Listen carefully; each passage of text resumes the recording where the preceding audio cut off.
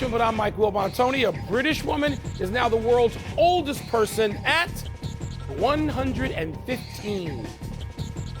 Tony Kornheiser, she got me by 3 years. Yeah. I used to date her sister in high school. I hope so it I'm was aware of maybe her. a stepsister who was like 40 years younger. One can hope. What do you make of someone who was born then in 1910? You the know, changes that a person would have seen over a lifetime are amazing. They're amazing. They're incomprehensible, it seems to me. Yeah. Welcome to PTI, boys and girls. In today's episode, the Pacers upset the Cavs, the Blues and Avalanche both gag, and Sovereignty wins a sloppy Kentucky Derby. But we begin today with the Warriors going to Houston and winning Game 7, holding the Rockets to 89 points. The Warriors got 33 points from Buddy Hield, who scored 0 points in the Warriors' Game 6 loss at home. Well, Golden State lost Games 5 and 6. So what did this win by the Warriors show you yesterday? A lot, Tone. It showed me championship form, even though not all of those guys have played on the championship Warriors teams, but the two who have, obviously, Steph and Draymond, and you had Jimmy Butler, who's been to multiple finals and been in huge games all his career. The Warriors showed intellect, and this had to start after they lost Game 6. And this, of course, includes their championship Hall of Fame coach, Steve Kerr. They show intellect. It shows urgency. They know they don't have an open window like Houston. Houston's window's just opening. You know, Houston and Detroit and Orlando or San Antonio, that's fine. The Warriors know what they've got. They're largely a bunch of old guys. Even Buddy Hield, who's not old, is not young anymore. He's been around for a while. And they sort of plotted and they planned and they say, here's what we are going to do to the best of our ability. And then, no, sports are not choreographed. And they're hard, even when you can agree on what you need to do and the urgency of it. And they did it. They made this plan and then they executed the plan. And so I admire, I've gotten to know the guys I mentioned on that team, on the Warriors team, over a period of years. And I'm not going to lie to you. I root for them. I do. Because I think that's what people ought to see. Kids ought to see. We ought to be able to be entertained by another round. We'll get to Houston. I love what Houston's doing. But right now, celebrate what the Warriors did yesterday.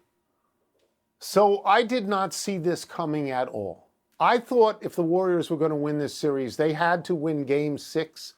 I thought they were going to get cooked in this particular game. And I've listened to you for a few weeks now, raving about Houston's acrobats among their players, telling me how great their coach is. So I thought they would soar above the Warriors by about 15 points. The NBA ought to be grateful that the Warriors won this game because there are no other California teams in this thing. People like the Warriors. The Lakers were routed and the Clippers routed too. The Buddy Hield thing is amazing to me. He had no points in 17 minutes in Game 6. He went from none to 33. That's never been done before in a playoff. Now, I know you like Buddy Hield, but I thought the moment was going to be too big for him. Obviously, it wasn't. They got scoring from Buddy Hield, and Draymond Green was on the floor and not getting technicals, not being bad like he was in Game 6. And he gave them, I believe, 16 points and 5 assists and a plus 17. Great defense. And now they draw Minnesota, and I'll be brief here. Minnesota should win.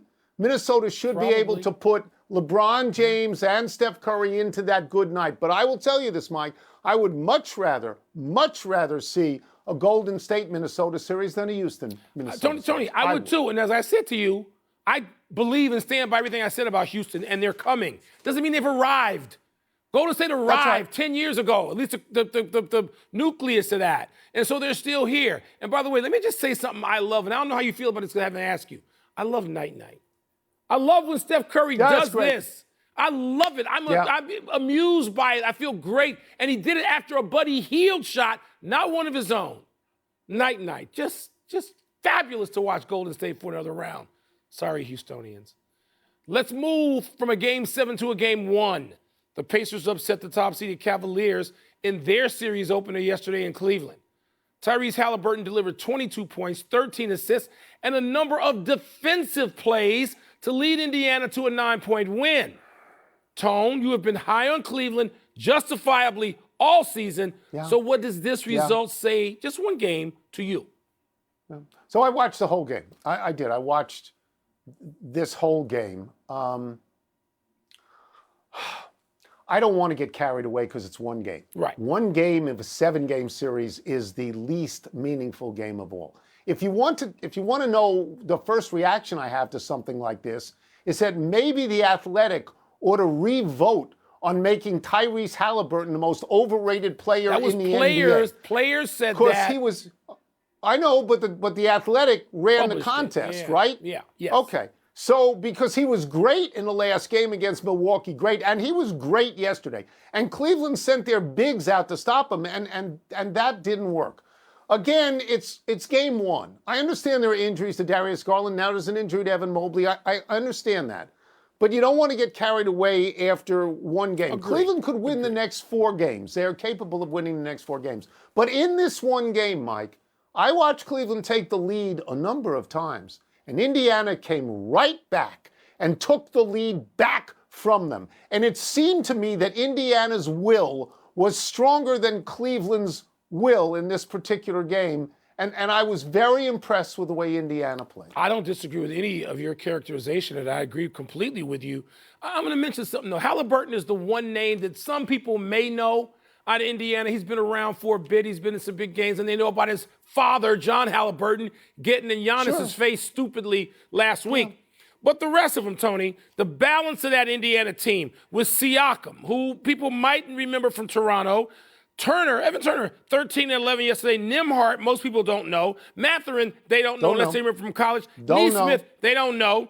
TJ McConnell, the backup point guard. They know Obi Toppin maybe from the Knicks. And Matherin, who was a nice little college player for a minute. People don't know them. Get to know them. That's right. Get to know them. That's right. And Rick Carlisle, who they should know, because Rick Carlisle's been around for a while as a successful coach with a championship ring. Again, Mike, Will is part of what they have, Tony. I agree with you. Cleveland won 64 games this year.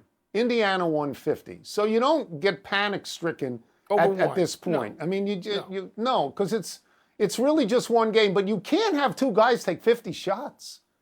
They had 2 guys. One guy took 30, one guy took 20. The rest of the team took 48. You have to spread that around a little bit. Donovan Mitchell took 30. Yeah. Ty Jerome took 20 shots. They were 21 out of 50. DeAndre Hunter, and they better get those guys back in the lineup. Can't have that.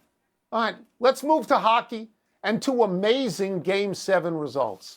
On Saturday, the Avalanche had a 2-0 lead over Dallas in Dallas with about 7 minutes gone in the third period.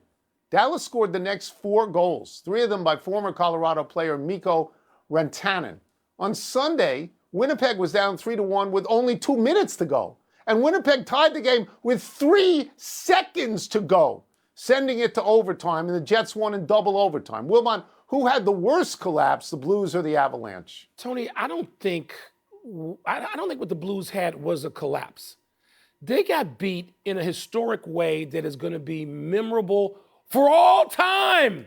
For all time, Tony. It doesn't go away. I feel bad for the Blues, even though they're a rival of my Blackhawks. I feel bad for them because that goal with whatever point seconds left, 2 point whatever it was, that's stunning in and of itself. And then the loss, the overtime, the second overtime goal, that's a fluke. I know how that is. You and I have sat through many a Stanley Cup playoff game that were decided in the second or third or fourth overtime, Easter morning, thank you very much, on a fluke. No. That's not a collapse. And so I don't feel bad for the Avalanche necessarily. They got beat. They got beat by a Dallas team, and that was a normal Stanley Cup playoff game. But the way the Blues lost, how do you shake that? How do you get from under that? Yes. First of all, I said it's Mikko Rantanen. Okay, I got the name wrong. The former Colorado player who's scored all these goals. Look. What happened to Colorado was bad, okay? They gave up 4 goals in the third.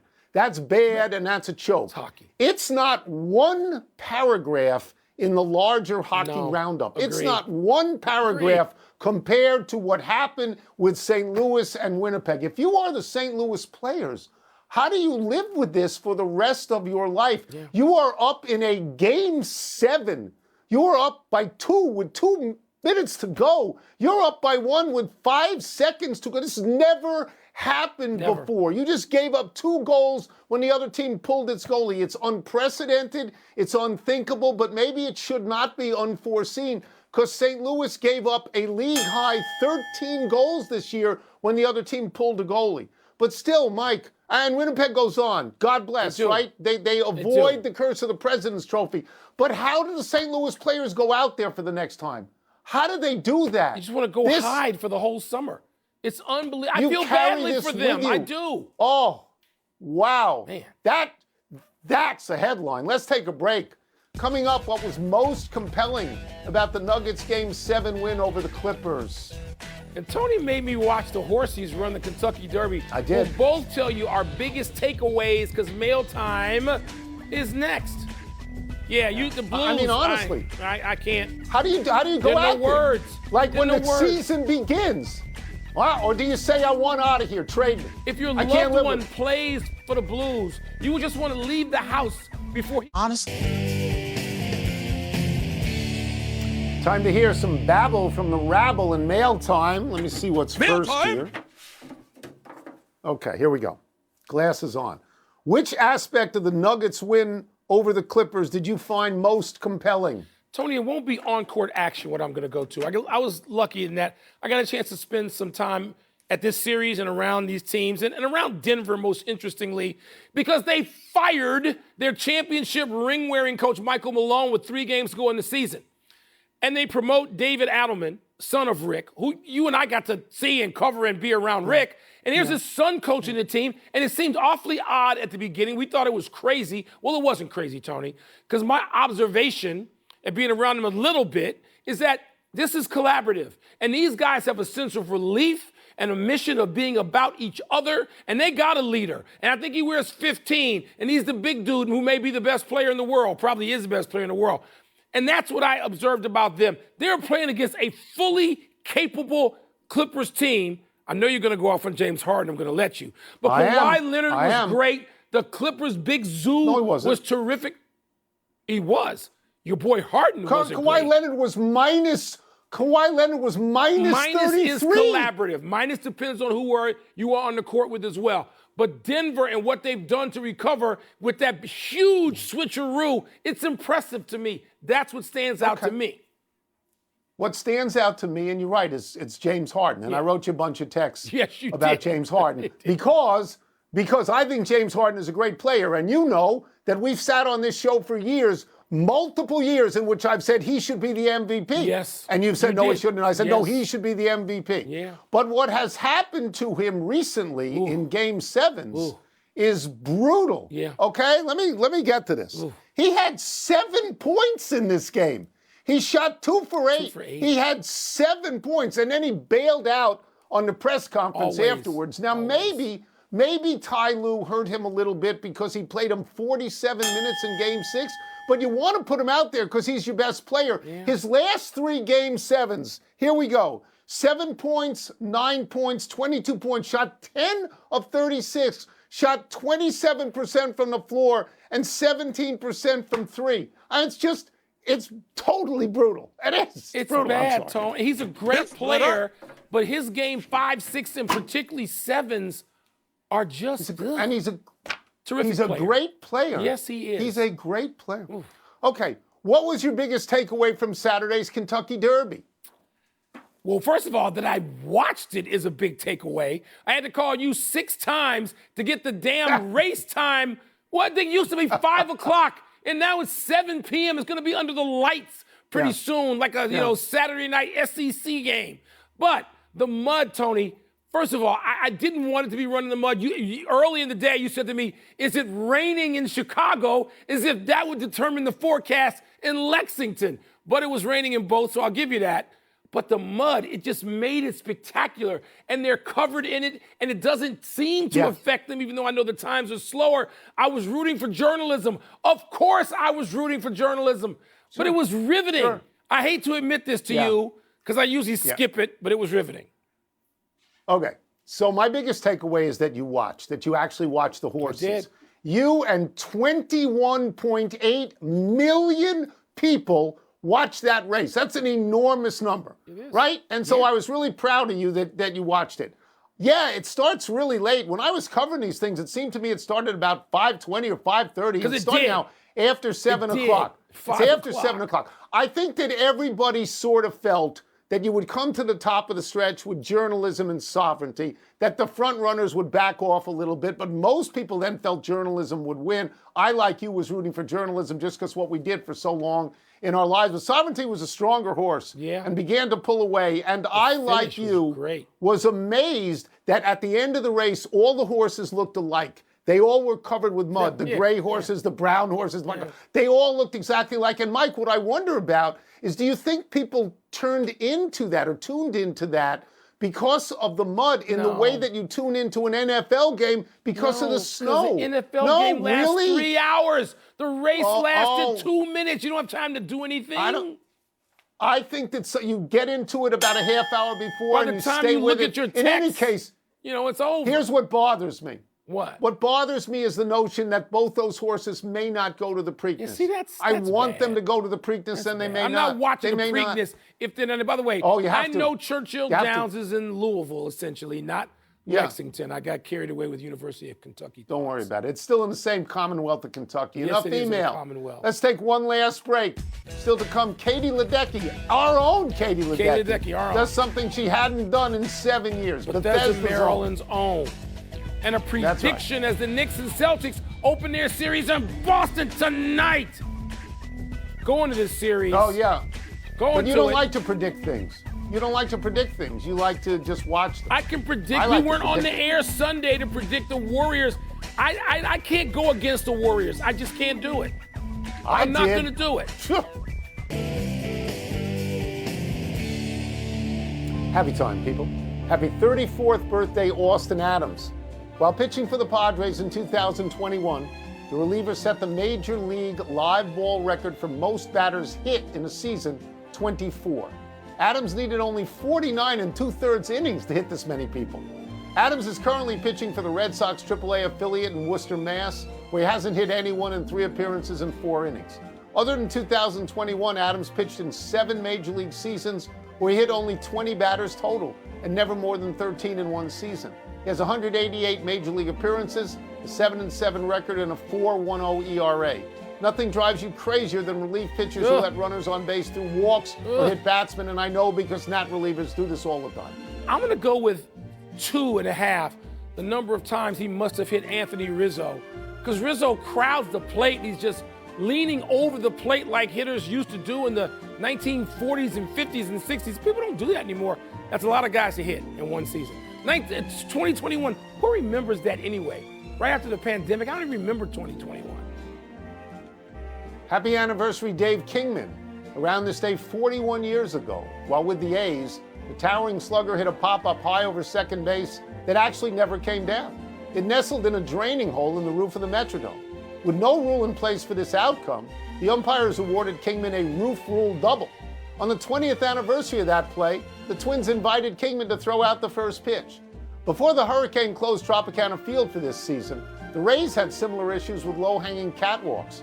So if a ball hit off a catwalk and was caught in fair territory, it was an out. If the ball didn't come down, it was a double. If it hit a catwalk in foul territory, it was a dead ball. Those domes need to go away. The Metrodome has been gone. Beautiful open air stadium in Minnesota. It was great for football, not for baseball. And don't even get me started on the Tropicana, whatever that junk was. Get that stuff out of here. Happy trails to Katie Ledecky's own world record in the 800 freestyle. Ledecky broke her 9-year-old world record in the 800 free on Saturday in Fort Lauderdale, swimming the distance 67/100ths of a second faster than she did in the 2016 Rio Olympics. Since that time, no one had come within 2 seconds of the mark. It's Ledecky's first new world record in 7 years, and the 28-year-old now owns the 10 fastest times in history in the 800 free.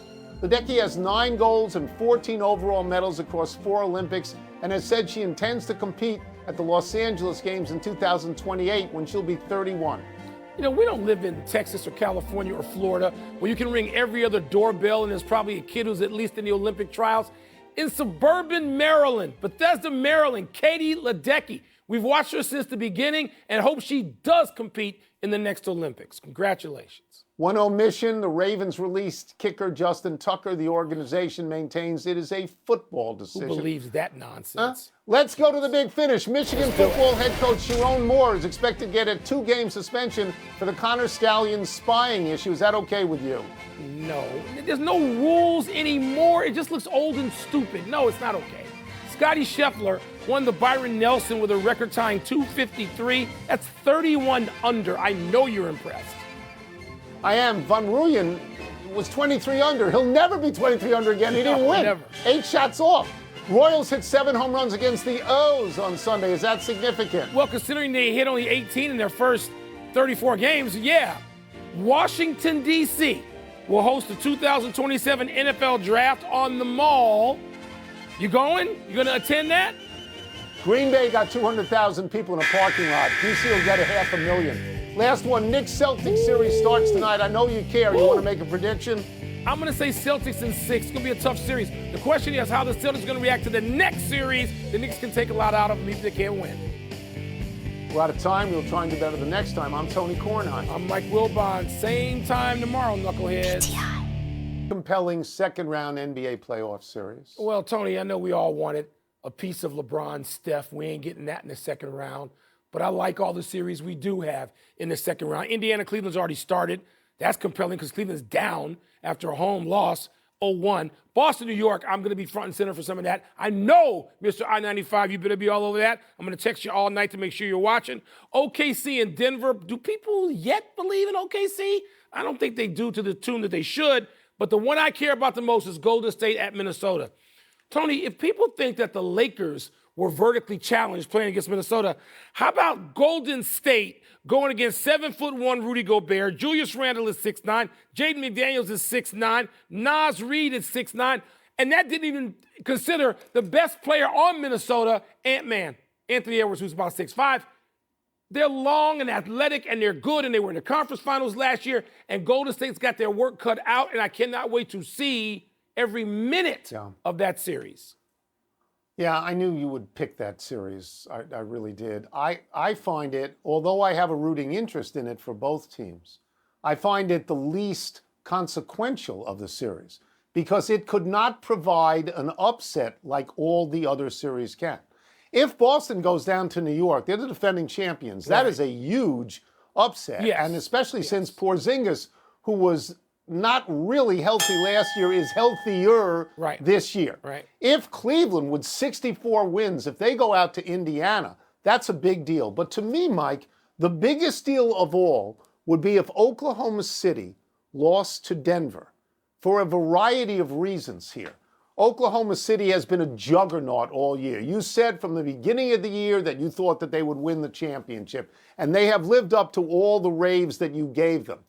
Denver has not. And Denver fired a coach with, what, 3 games to go? Yeah. So they come into this thing in a sort of a weird spot. But if they were to win this, people would have to rethink the entire MVP vote that they've made. Yes. If Jokic were to win this series, people would go, oh my God, the sky is falling, what's going on? So to me, on the basis of the magnitude of that upset, that is the most interesting series. Well, Tony, keep in mind that it doesn't mean I'm going to watch because I'm going to be asleep. Well, the people like me, many of us who voted for Shea Gilgeous-Alexander, no doubt, and voted for Joker second. But there are a lot of people who voted for Joker. I think that vote may be a little closer than you think. So some people won't have to reconsider. But you're right. If Denver is to somehow take down Oklahoma City with all that we've been, the angst and all that over OKC and whether people don't like them because they're a small market or don't know who they are, it is compelling. But come on now, Curry, Draymond, and Jimmy Buckets up in Minnesota against that That's gang? because we're old. That's because we know their history. Yes. That's because we've watched it for a long time. But it's the least consequential of the series. That's all I'm saying. Old people continuing to play is of consequence. That's it. Old people continue to be on TV. That too. That's consequential. That's of greater consequence. We're done. Back to you young people.